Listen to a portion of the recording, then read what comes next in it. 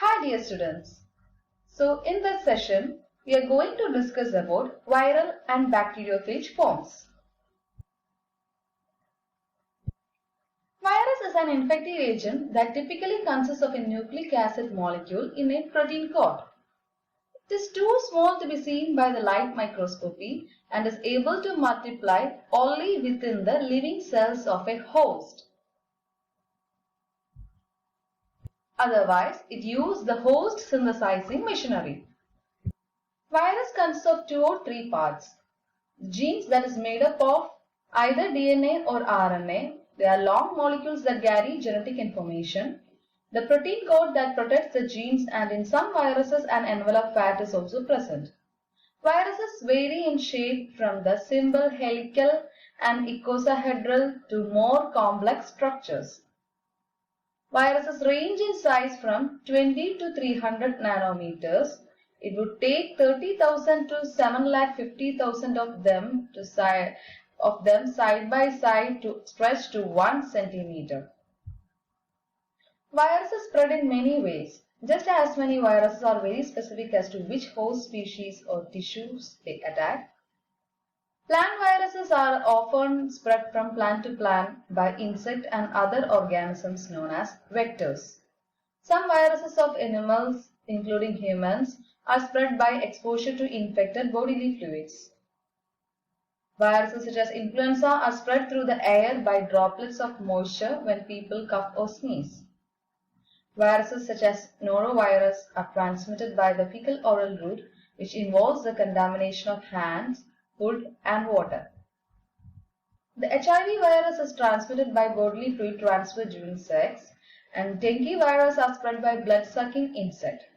Rotavirus is often spread by direct contact with infected children.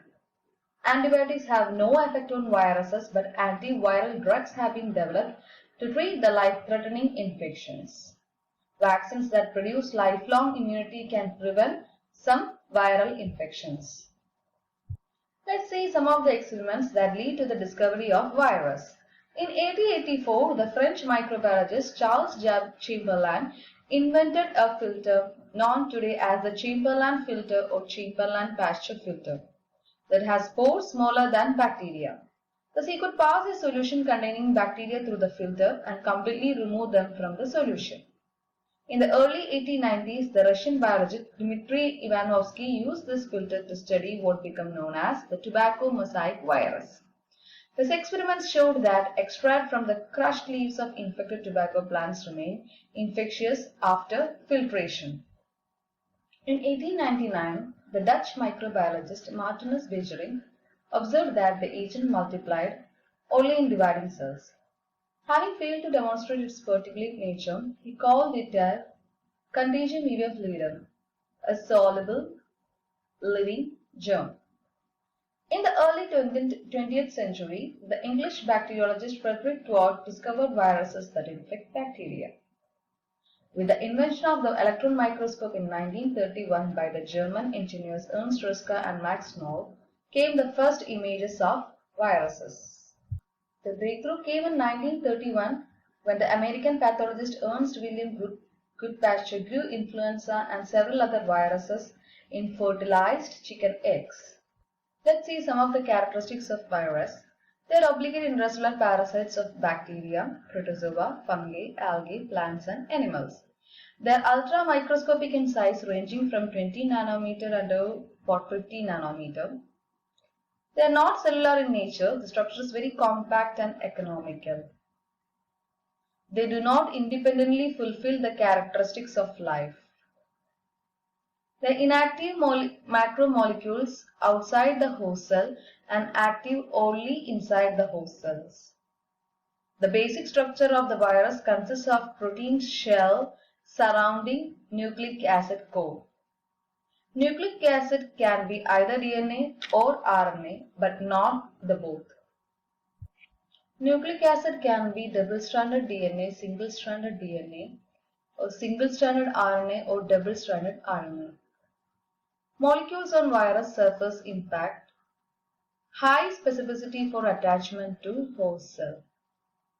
They multiply by taking control of the host cell's genetic material and regulating the synthesis and assembly of new viruses. They lack enzymes for most of the metabolic processes, and they also lack machinery for synthesizing their own proteins. Most RNA viruses multiply in and are released from the cytoplasm. The viral infections range from very mild to life-threatening. Here you can see the comparison of virus with a normal cell. Coming to the characteristics, the structure, it consists of DNA or RNA or capsid and core. And in the case of cell, there is cell membrane, cytoplasm. The eukaryotes also contain nucleus and organelles. The reproduction in virus is only within the host cell.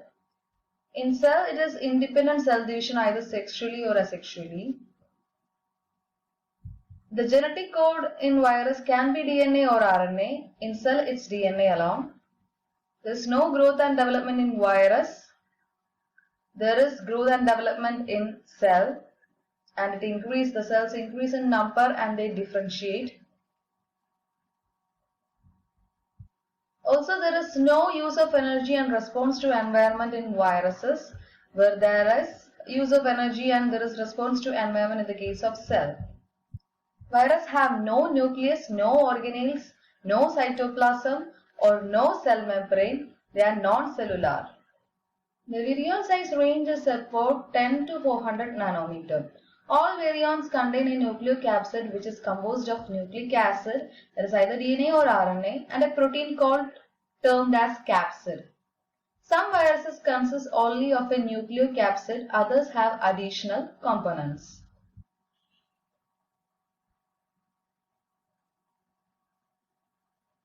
The capsid and the nucleic acid together are called the nucleocapsid. Virion. Fully formed virus that is able to establish an infection in a host cell is termed as virion. The capsid is composed of small structural units called capsomers. The capsid protects nucleic acid from inactivation by the outer physical conditions. Some viruses have additional lipoprotein envelope that is composed of virally coded protein and host lipid. The viral envelope is covered with glycoprotein spikes. Viroids are single-stranded RNA genome and the smallest known pathogens. They usually affect plants. Prions are the infectious particles that are entirely protein and there is no nucleic acid present. They are highly heat resistant and they cause animal disease that affects nervous tissue and results in bovine spongiform encephalitis, that is the mad cow disease, scurvy in sheep, and Kuru and Creutzfeldt-Jakob disease in humans. The virions may be enveloped or non-enveloped, that is naked. The envelope or outer covering of viruses is derived from the host cell membrane when the progeny virus is released by budding. The envelope is lipoprotein in nature. The virion consists of essentially of a nucleic acid surrounded by a protein coat called the capsid, and the capsid with the enclosed nucleic acid is known as the nucleocapsid. The function of the capsid is to protect the nucleic acid from inactivation by other agents in the environment. The capsid is composed of a large number of capsomers which form its morphological units. The viruses are divided into three groups based on the morphology of the nucleocapsid and the arrangement of capsomers. The first one is the cubical symmetry or the icosahedral symmetry. Here the virus particle is icosahedral in shape, that is almost spherical particle, and the nucleic acid contained inside the capsid. The icosahedral particles is composed of 20 equilateral triangles, 12 vertices, and has 2, 3, 5 rotational symmetry. Two types of capsomers constitute the icosahedral capsid. They are the pentagonal capsomers at the vertices and the hexagonal capsomers making up the facets. Next is the helical symmetry. Here the virus particle is elongated or pleomorphic, that is not spherical, and the nucleic acid is spiral. The capsomers are arranged round the nucleic acid and they are wound together to form a helical or spiral tube. The tube may be rigid as in the case of tobacco mosaic virus. Not all the viruses show the typical icosahedral or helical symmetry. Some, like the pox viruses, exhibit complex symmetry. The virions may be enveloped or non-enveloped, that is naked. The envelope or outer covering of the viruses is derived from the host cell membrane when the progeny virus is released by budding. The envelope is lipoprotein in nature. The lipid is largely of host cell origin, while the protein is virus coded. Protein subunits may be seen as projecting spikes on the surface of the envelope. These structures are called the peplomers, meaning envelope. A virus may have more than one type of peplomers. Here you can see the icosahedral capsid of the picornavirus. In this icosahedral symmetry, icosahedron is a polygon with 12 vertices or corner and it has 20 facets or sides. Each facet is in the shape of an equilateral triangle. You can see that here. And then there are the pentagonal capsomers at the vertices, which are the pentones, and the hexagonal capsules making up the facets. And in total, there are always 12 pentones, but the number of hexons varies with the various virus group. And there are two types of DNA viruses, that is the single-stranded DNA and the double-stranded DNA. And in DNA viruses also there is a general classification of the enveloped and the non-enveloped ones. In the enveloped ones, the double-stranded genome containing viruses examples include pox viruses and herpes viruses. And in the non-enveloped DNA viruses, double-stranded genome containing viruses include the adenoviruses that consist of linear double-stranded DNA and the papoviruses that consist of circular double-stranded DNA. And the single-stranded genome in non-enveloped DNA viruses include, the example is parvoviruses. The RNA virus is also divided into two, the enveloped and the non-enveloped one. First, let's see the enveloped viruses examples. In enveloped virus itself, there are two types, single-stranded genome and the single-stranded genome which encodes reverse transcriptase. And the example of the one that encodes reverse transcriptase is retrovirus. And now let's see the single-stranded genome divisions, and it consists of segmented genome and non-segmented genome. The segmented genomes examples include orthomyxoviruses, bunniaviruses, arenaviruses, and the non-segmented genomes examples include paramyxoviruses, rhabdoviruses, filoviruses, and the coronavirus. And the non-enveloped RNA viruses consist of single-stranded genome and double-stranded genome. The example of single-stranded genome include picornaviruses and caliciviruses, and the example of double-stranded genome include reoviruses. Let's see the functions of viral capsid. It protects nucleic acid and helps introduce the viral DNA or RNA into a suitable host cell. It stimulates the immune system to produce antibodies that can protect the host cells against future infections. Let's see some examples of virus and their morphology. Ebola virus. They are filamentous enveloped RNA virus and it's approximately 90 kb in length. They are single-stranded, linear and non-segmented. They are negative sense RNA. They appear to have spikes due to glycoprotein on outside membrane. Next one is the pox virus, which is brick-shaped and enveloped, and the core contains enzymes for virus uncoating double-stranded DNA. Viruses were divided into 6 groups based on their nucleic acid and mRNA production, and that classification is termed as Baltimore classification. It consists of double-stranded DNA virus, single-stranded DNA virus, double-stranded RNA virus. Single-stranded RNA viruses with positive strand. Positive sense viral RNA is identical to viral mRNA and thus can be immediately translated into protein by the host cell. Then single-stranded RNA viruses with negative strand.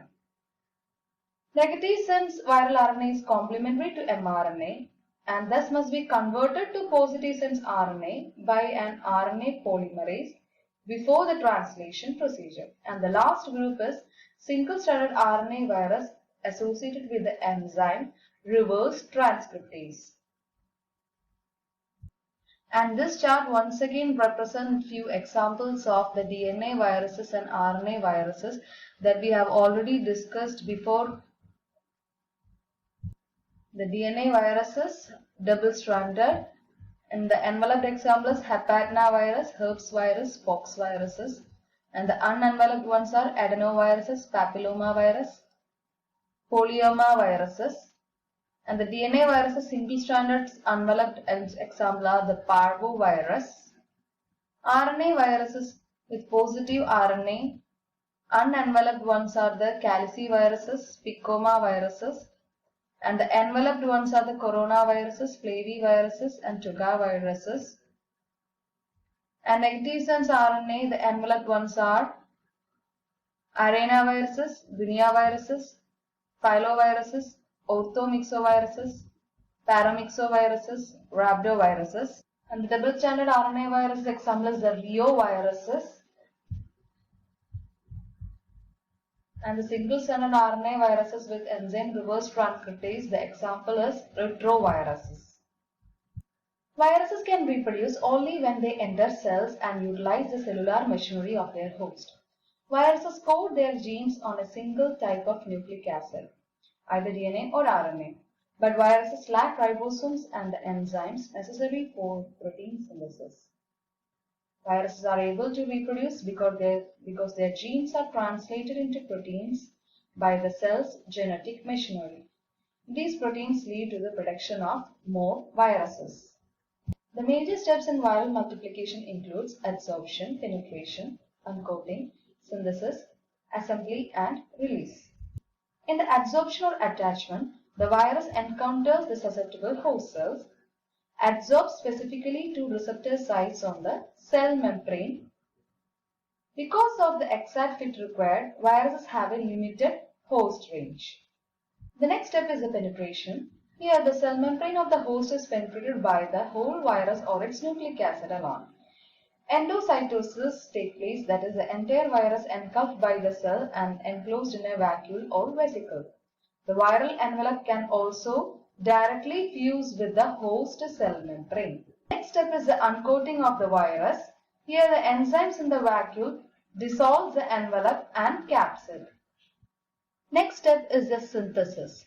Free viral nucleic acid exerts control over the host synthetic machinery. The DNA viruses enter host cell's nucleus where they are replicated and assembled. DNA enters the nucleus and is transcribed into RNA. Whereas in the case of RNA, the RNA becomes a message for synthesizing viral proteins. New DNA is synthesized using host nucleotides, and the RNA viruses get replicated and assembled in the cytoplasm. Next step is the assembling. Here, mature virus particles are constructed from the growing pool of parts. And the final step in the viral multiplication is the release. Here, non-enveloped and complex viruses are released when the cell lyses or it ruptures. Enveloped viruses are liberated by budding or exocytosis. Almost 3000 to 1 lakh virions may be released depending on the virus, and the entire length of the cycle depends, and it ranges between 8 to 36 hours. Now let's see what are bacteriophages. They are the virus that infects and replicates within a bacterium. They can be single or double-stranded, and they are surrounded by protein capsid. Genomes may encode as few as 4 genes and as many as hundreds of genes. It replicates after injection of their genome. Bacteriophages was discovered independently by Frederick W. Tour in Great Britain and Felix D'Herelle in France. D'Herelle coined the term bacteriophage, meaning bacteria eater. It also infects archaea. Phages occur widely in nature in close association with bacteria. It can be readily isolated from fecals and sewage and other sources of mixed bacterial growth. They provide the only convenient model for study of virus-host interaction at cellular and molecular level. They play an important role in transduction. Phage genome along with the bacterial chromosome result in phage conversion. This is the typical structure of a bacteriophage that consists of a head and tail. Bacteriophages are usually tadpole shaped with a hexagonal head and cylindrical tail. The head consists of nucleic acid, that is double-stranded DNA, surrounded by protein coat or capsid. It is around 28 to 100 nanometer in size. And the tail consists of a hollow core surrounded by contractile sheath and terminal base plate. And the T-even phages, that is T2, T4 and T6, are the bacteriophages that infect the bacterium E. coli. Bacteriophages are simply known as phage. It's a virus that attacks and infects bacteria. The infection may or may not lead to the death of the bacterium, depending on the phage and sometimes on the conditions. Each bacteriophage is specific to one form of bacteria.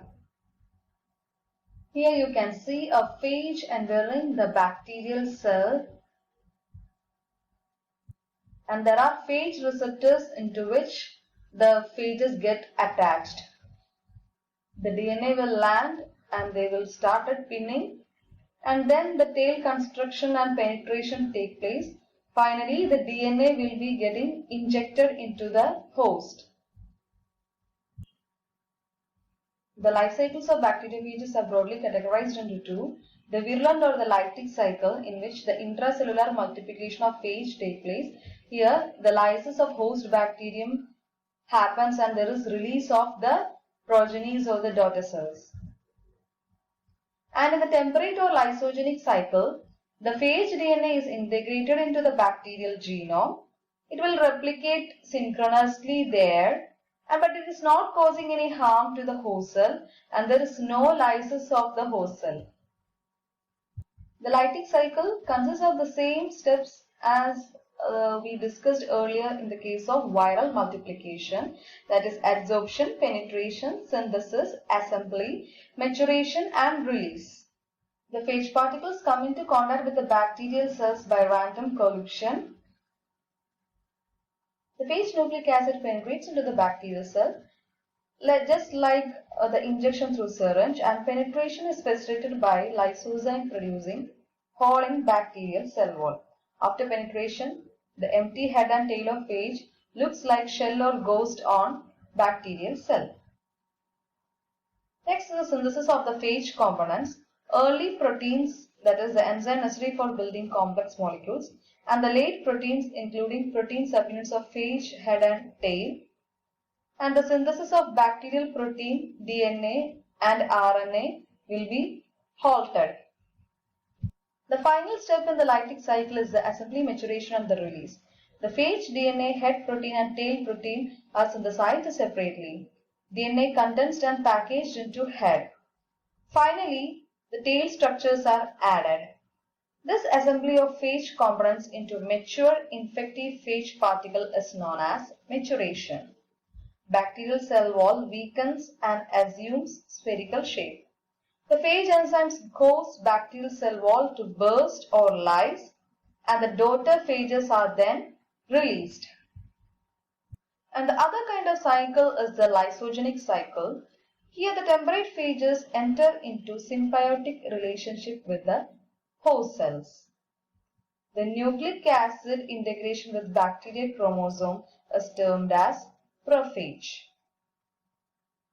The prophage behaves like segment of chromosome and will replicate synchronously with it, and then it is termed as lysogeny, and the bacterium hence is termed as lysogenic bacterium. Lysogenic conversion or phage conversion refers when prophage confers new properties onto the host bacterium. For example, toxin production by diphtheria bacillus is due to the prophage beta. In this image you can see the lytic cycle and the lysogenic cycle. If the bacteriophage is getting attached, penetrated, and once the integration of the nucleic acid take place, in the lytic cycle the host bacterium or the host cell is being lysed or burst out, releasing the progenies, whereas in the lysogenic cycle you can see the integration of the phages into the host genome, and there is no lysis of the host cell. This is another example. The lytic cycle of lambda bacteriophage can be seen here. The bacteriophage attached to the host bacterial cell and injects its DNA into it. The phage DNA replicates and the phage heads and tails appear in the cytoplasm. Later, cell lysis occurs and it releases the next generation of mature phages. The lysogenic infections or the temperate infection rarely result in lysis of the bacterial host cell. Lysogenic viruses such as lambda, which infects E. coli, have a different strategy than lytic viruses for their replication. After penetration, the viral DNA integrates into the bacterial chromosome and it becomes replicated every time the cell duplicates its chromosomal DNA during normal cell division. Temperate viruses usually do not kill the host bacterial cells they infect. Their chromosome becomes integrated into a specific section of the host cell chromosome. Such phage DNA is called prophage, and the host bacterium are said to be lysogenized. In the prophage state, all the phage genes except one are repressed. None of the usual early proteins or structural proteins are formed. The phage gene that is expressed is an important one because it codes for the synthesis of a repressor molecule that prevents the synthesis of phage enzymes and proteins required for the lytic cycle. If the synthesis of the repressor molecule stops or if the repressor becomes inactivated, an enzyme encoded by the prophage is synthesized, which excises the viral DNA from the bacterial chromosome. This excised DNA can now behave like a lytic virus, that is, to produce new viral particles and eventually lyse the host cell. And this spontaneous de-repression is a rare event occurring about 1 in 10,000 divisions of a lysogenic bacterium, but it assures that new phage are formed which can proceed to infect other cells.